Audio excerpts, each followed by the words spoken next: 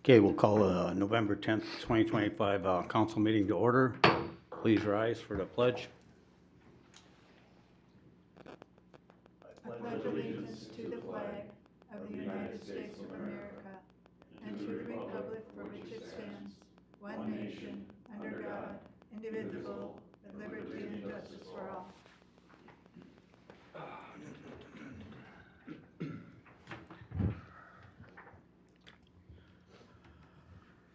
I'll make a motion to adopt the agenda. I'll second. We'll need to pull item C underneath the city G1C. C underneath the city administrator. G1C. So we need to amend that into the motion.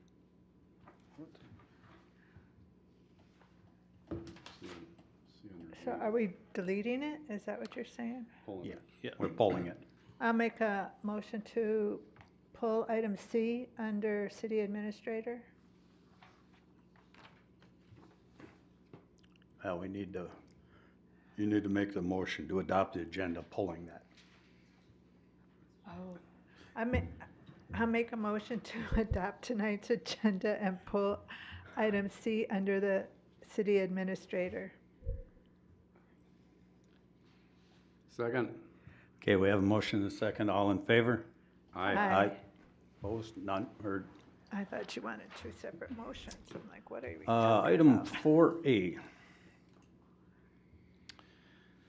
Mr. Mayor and Council, we have before you here a public hearing for delinquent utility charges. The date was set for today for a public hearing for individuals wishing to object to delinquent charges being collected through the assessment process under our code. Chapter 74, Section 74-126B provides for the collection of delinquent accounts through the property tax assessment. And this evening would be the public's opportunity to speak to these charges, and if they have objections, to air those this evening. Otherwise, we would ask that we set the final list of properties for delinquent charges to be provided to the county auditor no late than November 30th, 2025. And you have these listed here, and would stand for questions. Okay, so at this time, we'll open the public hearing. Anybody needs to speak on this? Any residents that you're part of this? Seeing none, we'll close the public hearing part of it. Council discussion. Matt, I'm just kind of curious, why are the majority up at Whispering Aspen? It's like every year we come here, we got the same thing. Is there something different between there and down on 22 and 65? What is that? Yeah, Mr. Mayor and council members, that is an interesting question, one that we do not have an answer for, but happens every time for some reason. And I do know that they pay a little bit more up there to offset some of those costs associated with putting that system in, but not a significant amount more than anyone else. And it's just, for whatever reason, the lion's share of them come from that area. Yeah, I'm just curious because you got Viking Preserve, there's only 4, and 16 from Whispering Aspen. It's like same thing every year. Right. Well, and I don't understand how they continue to develop buildings, yet their prices never decrease. Because we keep being told, build more, it'll spread the wealth, but the prices continue to increase if nothing else. And I don't understand that, because apparently developing isn't working and decreasing the cost for our residents. And the other thing, some of these people are over $1,000, $2,000, $4,000 for a year.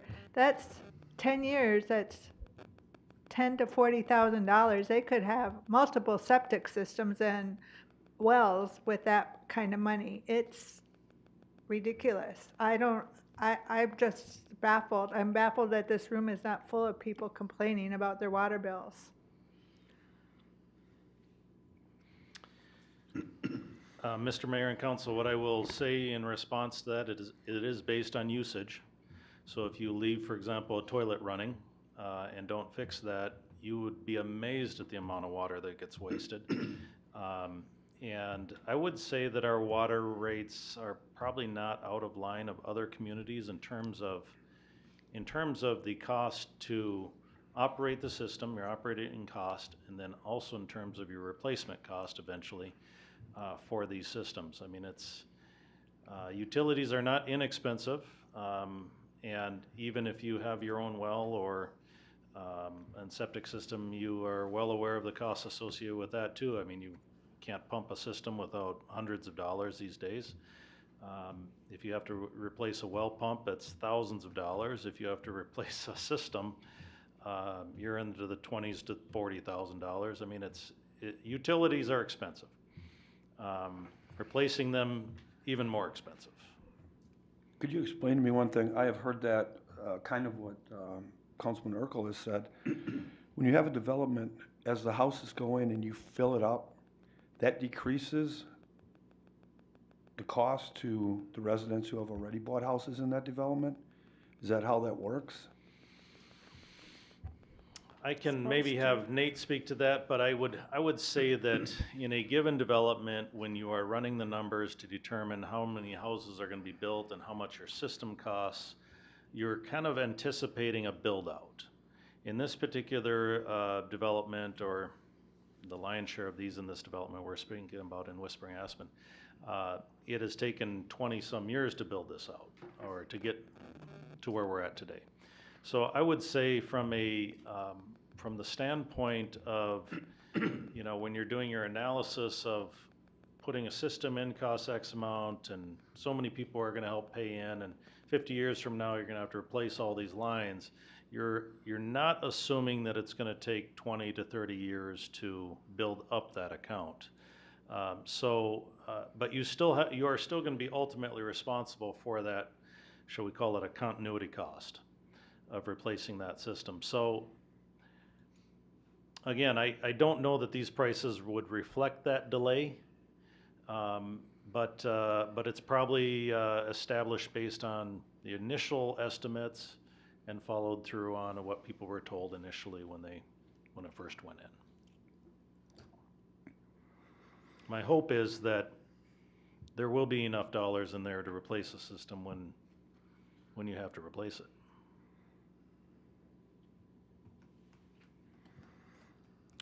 Any further discussion?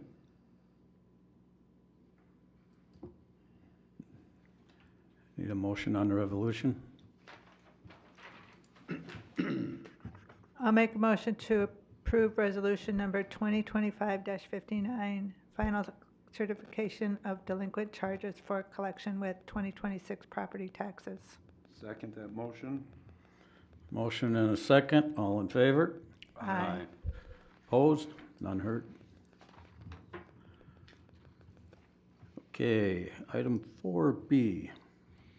Mr. Mayor and Council, on the advice of our city engineer, we have a stormwater pollution prevention program annual meeting that we need to conduct here. And this is essentially stormwater, how we handle stormwater in our city. We have various different strategies here to include street sweeping, inspection of approximately 20% of the city's stormwater basins annually, hosting city programs such as cleanup days, conducting this annual meeting, and developing educational materials. And anytime we find discharges that are not appropriate, we try and follow up on those. But we need to conduct this public hearing to get the public's input as to what ideas they may have for a city stormwater pollution prevention program. And to conduct this public hearing would meet that requirement annually. And then once approved, we can submit this program to the state and go from there.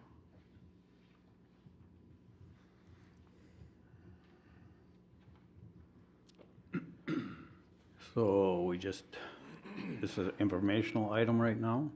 right? Just open up another public hearing, and Okay. if there's anyone that wants to speak to it. Okay, at this time, we'll open up a public hearing to the public. Anybody wants to speak on this issue?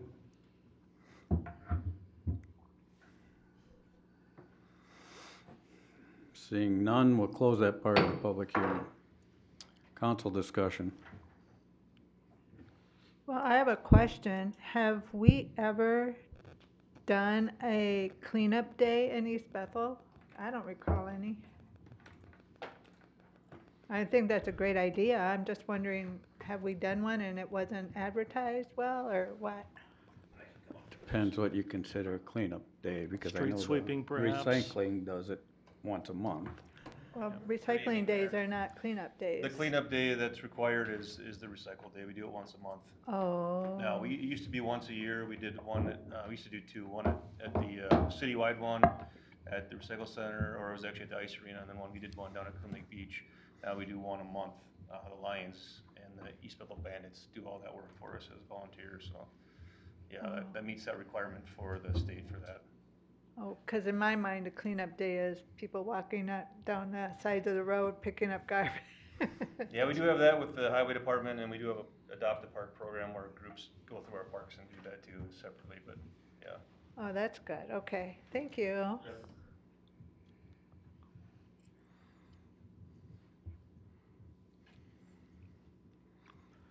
Any further discussion on this? We don't need a motion on this. I do not Okay. believe we do, no, just Okay. conducting the meeting.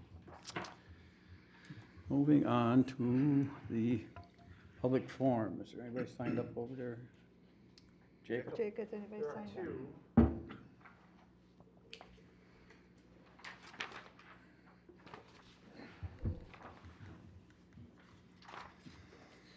Okay, first one on here is Elizabeth.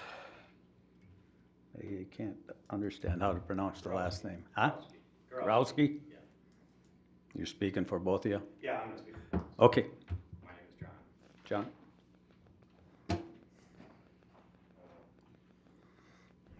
Please state your name, address.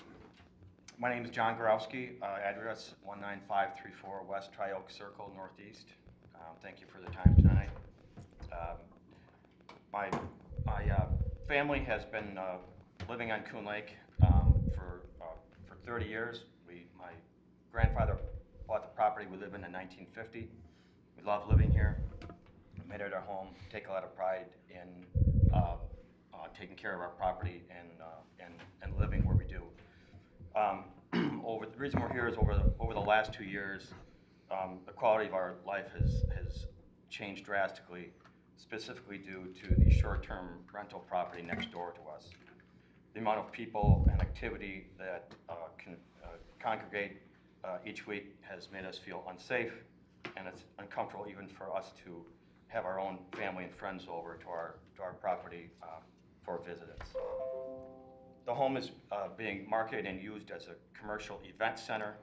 Weddings, bachelor parties, bachelorette parties, reunions, golf outings, all types of gatherings that usually involve music, drinking, gathering are happening every week. Strange people show up, at least a dozen cars and 15 to 25 people show up next to us, and it's getting worse for us. And it's just really uncomfortable and difficult to live next door to. I don't think anybody here would want to live next door to that. I contacted the city in 2024 regarding if there was any ordinance or regulations regarding short-term rentals. I found out there wasn't. I filed a complaint in October of this year after my wife and I were out of town, and our daughter called us and said, I don't know what's going on here, but there was about 50 cars and 100 people in our backyard. And there was a wedding going on. She felt unsafe, so we told her to lock the doors and just wait it out. If anything happens or somebody stumbles over to our property, call the police. We did construct a fence this year to minimize the spillover activity, and so we didn't see the activity.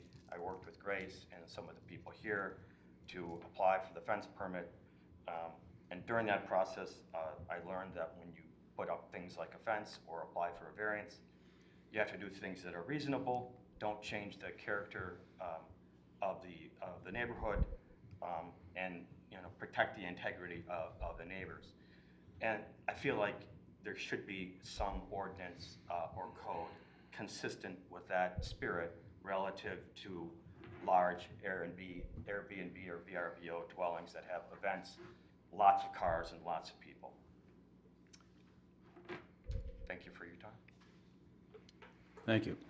I do have some pictures here that are evidence of what I described. We can keep these for the record? Yep. Okay, thank you. Did you want to add something?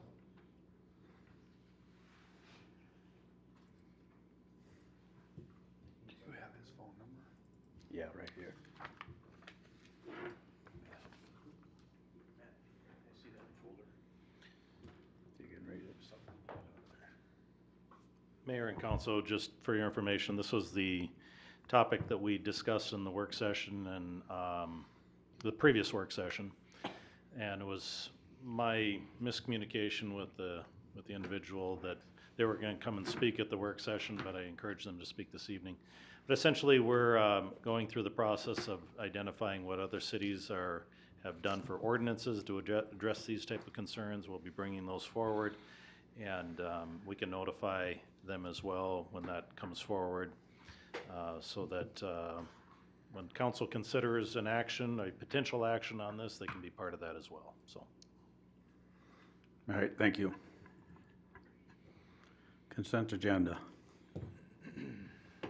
I'll make a motion to approve the consent agenda. Have a motion, second? Second, I'd like to pull item F. Anything else needs to be pulled? Item C. Okay. I have a motion and a second to approve the consent agenda, pulling C and F. All those in favor? Aye. Opposed? Okay, item C. In the minutes of the council meeting, I'd like it at the end there for my council report to be, Word verbatim. yes, please, you know, what they wrote is one sentence, and no. If you could do that, I'm fine with it after that. It's only a couple sentences, but I think they're important. Okay. Do you have those sentences here? I do, I will email them to you. I have Okay. them. So I'll send them over yet tonight. so you want to table these?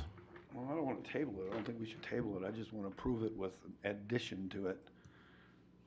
You know, I clearly said on there that I appreciate what Derek Peters does. Found out a new understanding of what goes on at night around this city with the coverage and police coverage we have.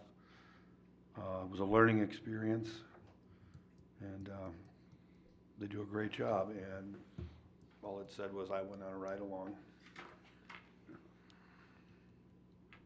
So I need that change, please. Okay. I still think it's gotta come back to be approved. So table it? Yep. I'm on table, I'll make a motion to table it. Second. Have a motion and a second to table it. All those favor? Aye. Aye. Opposed? Item F. Item F is the accepting the resignation of the city planner. Our city planner, Grace Gerard, has submitted her letter of resignation, and I just want to take this moment to publicly thank her for all the work that she's done. Since you're hired, you came a very, very long way, and I know walking into a position like this that you've never done before, being in the public face and being at meetings and conducting meetings, it can be hard and a large learning experience, and I really want to thank you for all of that, and I wish you the absolute best of wherever you're going. Thank you. And with that, as much as I don't want to, I will approve item F. Second. Have a motion and a second. All in favor? Aye. Motion passes. Moving on, 7A1.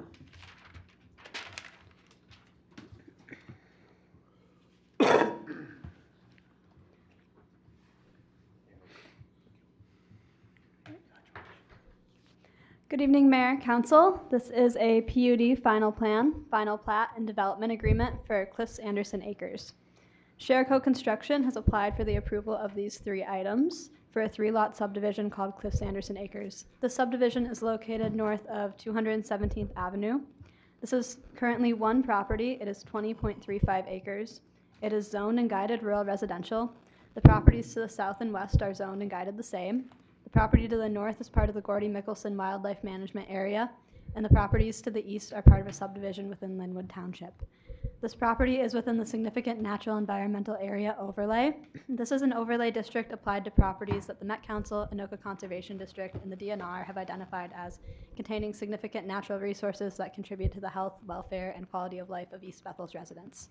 This application was brought before you as a PUD preliminary plan and preliminary plat at the September 8th City Council meeting. This request is for the approval of 3 items, the first being the approval of a planned unit development final plan. This is required by Section 59 of our zoning ordinance for properties within that environmental area overlay. The purpose of a PUD is to allow flexibility and variation from the code in exchange for higher levels of design, environmental protection, pedestrian access, landscaping, and things like that. The city has a relatively high level of discretion when evaluating a PUD. The PUD must meet the standards in the comp plan and the standards within our zoning ordinance in Section 56, which is the section pertaining to PUDs. The packet contains an analysis of each of these standards. Notably, in previous reviews, no conditions pertaining to environmental protection have been recommended for this PUD. The second approval is for the approval of a final plat. There are no significant changes between the preliminary plat approved by you all in September and the final plat before you tonight. The city has less discretion when approving a final plat. If it meets the standards established within the subdivision and zoning ordinance and is consistent with the preliminary plat approval, the city must approve the request. A review of these standards has also been included in your packet. The third item up for review tonight is the approval of a development agreement. This is a standard part of a PUD and final plat approval. Pretty standard, nothing of surprise in there. This is a quick look at the final plat up for approval tonight. Nothing super surprising, super complex in here. It's 3 lots. Each lot is approximately 6.5 acres. There are no internal streets, no wetlands. You may notice the drainage and utility easements are a bit interesting. This is just what's required for the stormwater in this area, and these have been approved by the city engineer. Staff has found that the proposed PUD and final plat meet the standards established within the zoning ordinance and are consistent with the preliminary approvals. One thing to note is that this project is not requiring any PUD flexibility, so we're not seeing higher levels of design in exchange for flexibility. Everything in here complies with the standards that are within our zoning code and our subdivision ordinance. One thing to consider, I mentioned this during previous meetings, is if you wish to apply conditions because it is a PUD, you may.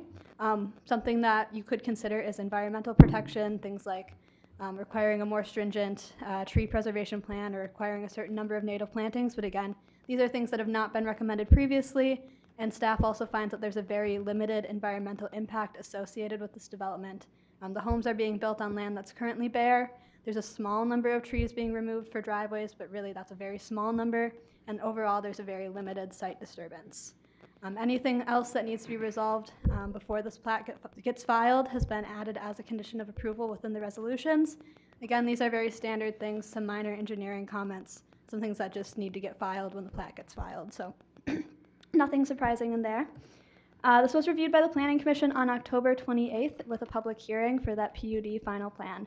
No public comments were received, and the Planning Commission voted unanimously to recommend approval of the PUD. Final plats are not reviewed by the Planning Commission, so that's why there is no recommendation on that item. The City Council is directed to move to adopt the resolution approving the PUD final plan as recommended by the Planning Commission, and to move to adopt the resolution approving the final plat and development agreement for this development. I'm happy to answer any questions. I'll make a motion to approve resolution number 2025-62, approving the planned unit development for Cliffs Anderson Acres for the property described. I'll second. Have a motion and a second, any discussion? I just want to say I like that there's 6 acres, 6+ acres. All right, again, we have a motion and a second, all in favor? Opposed? None heard. Make a motion to approve resolution number 2025-63, resolution approving the final plat and development agreement for Cliff Hills Acres. Cliff Sanderson. Oh, thank you. Cliff Anderson Acres. We have a motion? Second. And a second, any further discussion on this one? None being heard, all those in favor? Aye. Opposed? None heard. And do we gotta do the agreement part too, or is that, was that Nope, that part was of it? part of that final Okay. resolution. Thank you. Moving on to city administrator.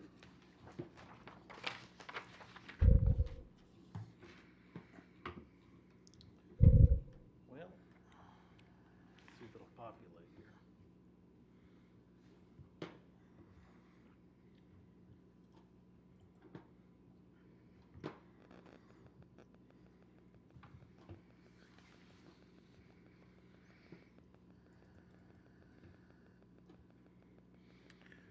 Okay, Mr. Mayor and Council, getting the right page here. Okay, on October 27th, the council reaffirmed their desire to continue with the acquisition of 1347 Sims Road Northeast. And as part of that acquisition, there are certain contracts that are attached and in your packet here that offers us the opportunity to do some due diligence. The appraisal being the primary one, and you're reading that correct, it is Guggenberger Appraisal Services, which is a relative of Alex Guggenberger, our county assessor. Evidently, there's a family desire to be in property. But at any rate, he's offered us an incredible deal. Most appraisal services are around $3,500. He's agreed to do it for $1,000. There was a title commitment, and Councilmember Mundell stepped out during this part, but that was pulled this evening because our attorney has already gotten a title commitment back in June, so we don't want to duplicate that. The environmental site assessment proposal is in there as well for a phase 1, determine if there's any sort of contaminants or issues on that property. The purchase agreement is there as well, and then we've included the title commitment, but that's going to be not approved this evening. So I am bringing this forward just in terms of full disclosure of what the costs are associated with some of these contracts. They can be approved by myself given their dollar figure, but I think given the nature of this acquisition, that we wanted to bring this forward in case there are any questions, make sure everyone's comfortable with it. At any rate, I will stand for questions, and if there aren't any, we just need a motion to approve G1, 2, and 4.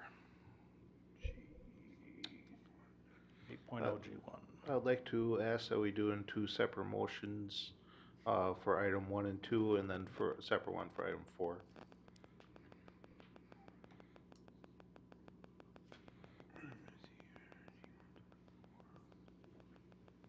So, Mayor wishes so. if there's no more discussion, I'll make a motion to approve item 1 and 2 of agenda item G1. Second. We have a motion, second, any discussion? None being heard, all those in favor? Aye. Opposed? None. Item 4. So I'll make a motion to approve item 4, G4, on the agenda. We have a motion, do we have a second? Second. We have a motion and a second, any further discussion? I got one question, Matt. When I was reading through the paperwork here, they said that we can take a look at the property and go through it. can we do that? Can we set that up? If you'd like to do that, we can get that set up. Okay. I can call the seller's agent. Do we know if anybody's living in the property right now? No. I don't believe they are. I don't think the septic system is functional, so I think that might create an issue if they were. Okay. Any further discussion? We have a motion and a second. All in favor? Aye. Opposed? Aye. Motion passes. Staff report. Mr. Mayor and Council, I do not have any updates this evening for you, just these items that were covered under the agenda this evening, so. Okay. Council reports. I have a couple items. We have a Booster Day meeting on Wednesday, 6:30 at Chambers. We recently had one of our members, Ricky Schneider, resign. She served many years on it and wanted to pursue other activities, so I wish her well. With that, we're down a couple members on the Booster Committee. We need volunteers to make the Booster Day event happen. If there's anybody that would be interested in this, I ask that you reach out. You can reach out to me, or you can reach out to Stephanie Dorn, or you can just show up at the meeting on Wednesday. It'll be in the council chambers here, Wednesday at 6:30. The other item that I have to discuss, with the government shutdown that is now 41 days, it's the longest one that's happened. There are people affected by it. I did have an individual that lives in the sewer and water district. They haven't missed their last 2, maybe 3 paychecks. They had concerns about paying their water bill. I would like to propose that for any federal employees that are being affected by the government shutdown, that if they can provide ID that they are a government employee, that the city would forgive any late fees on their water and sewer bills. And related to that, almost every evening that I've been watching the news in the evening, it talks about the federal workers going to food shelters. That food shelters are being hit really hard right now. I would like to help support our local food shelter, NACE, and if it would be possible, if the city has the power to do it legally, that I would like to donate at least $1,000 to our food shelf to help our residents. So if there's any other ways that any other members would have ideas of how to help these federal workers that are being affected by no fault of their own, I would be open to discussion on that and the items that I presented. The government is open now, so they're getting their checks. No, it's still being shut down. I just watched the national news tonight.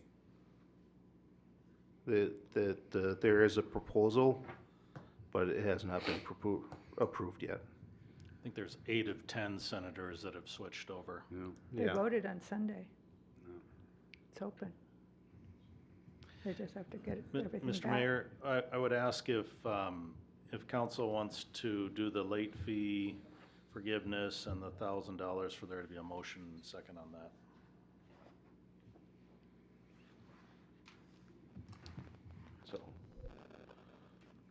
So I'd like to make that motion to approve those 2 items. Well, can you make separate motions? Because I could approve the late fee, but I'm not gonna Okay, approve the $1,000. I'll break it down. For the first motion to forgive any late fees that federal employees may incur on their sewer and water bills during the time of the shutdown. I'll second that. We have a motion and a second. Any further discussion? Hearing none, all in favor? Aye. Opposed? None heard. Then second motion is to help support our local food shelter NACE with, if it's legally possible to do so from the city, to donate $1,000 to NACE to help support them.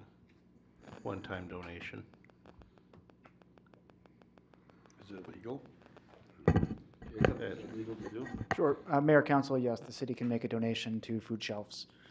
I will actually, on the prior motion, I will need to double check whether the city has the authority to forgive utility payments for that purpose. There are certain purposes in which they can, but off the top of my head, I don't know, so I didn't want to interrupt the vote with that. Oh. But the food shelf question, I can affirmatively say you can make that donation. Okay, well, if we can't legally do the first motion, then it just won't happen. That's right. I'll just report back and say, unfortunately, that's beyond the power of the council, but I don't know that for sure. It might be possible. Okay. And Mr. Mayor and Council, just for clarification on that, the city will be reactive to those requests and not proactive. In other words, they'll need to contact us if they are unable to pay it and Yes. are in fact a government employee. Right? Yes, the Okay. ID would need to be shown. Okay.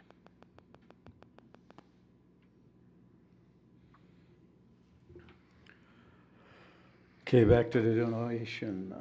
We have a motion. Did we ever get a second? I'll second it just for discussion. Discussion.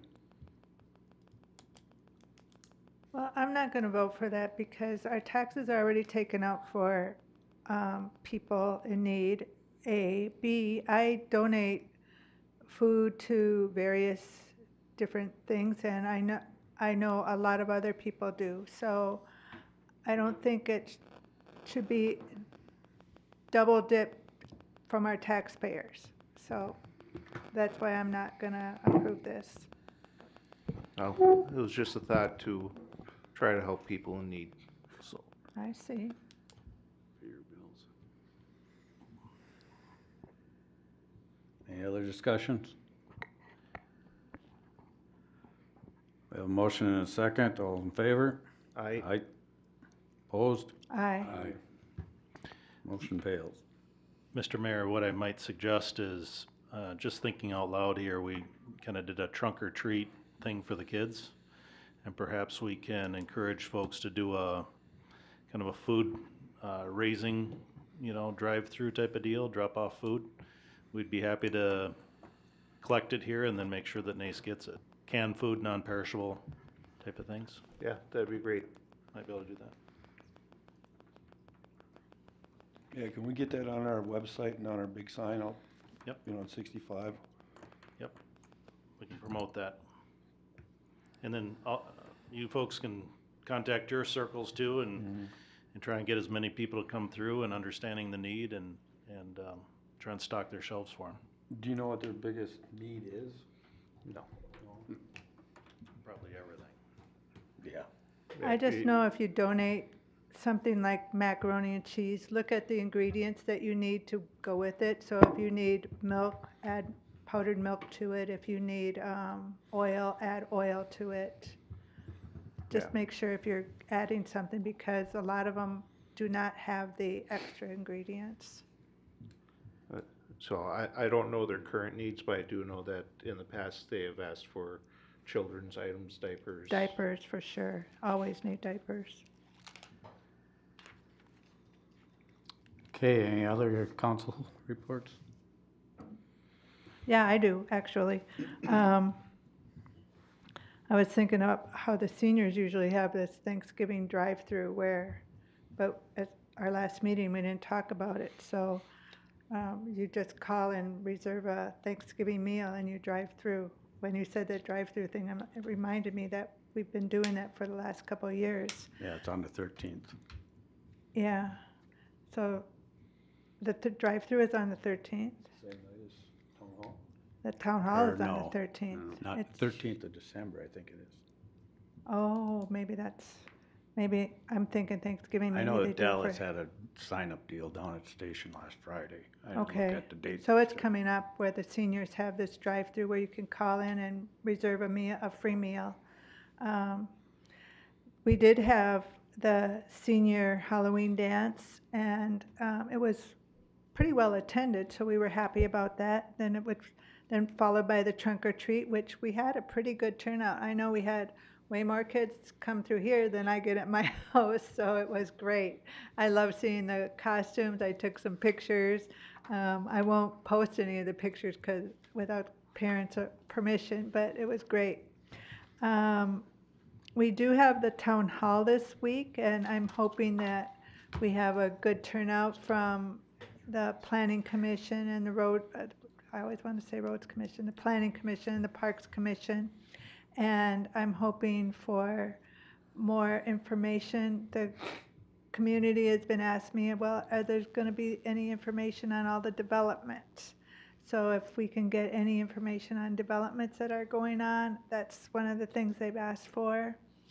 And I wanted to mention the East Bethel Bulletin. I just got it this last weekend, and I don't understand how it would take so long. Everything was due September, the first week of September, the 5th or 6th, but we're not getting it till the end of November. How is that possible? Do we need to get a new printer? Because I can tell you, 2 good printers could have that stuff out in a week. And probably not much difference in cost.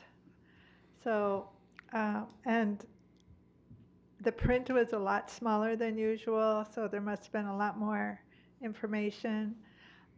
And I'd like to see them like the one that St. Francis puts out with a little bit of color. Forest Lake has color, and there's some colored pictures, and they are more enthusiastic about their events. I think people see our bulletin and say, wow, can't East Bethel do better? I think, oh, and I did want to ask Brian, will the booster days be at the town hall? Because that might be a good recruiting. I think they place. might be, but I can mention it on Wednesday. That would be great. I would love to see them have a table with a sign-up sheet. It would be nice. Yeah, I And know I think that, they've gotten sign-ups at town halls in the past. yeah, I know that they've attended previous years' townhouses. Yeah, so this or- might be a good idea. town And halls. that's all I've got. Okay. Anybody else? I'll entertain a motion to adjourn. Make a motion to adjourn? Second. Have a motion second, all in favor? Aye. Aye. Aye. Meeting is adjourned.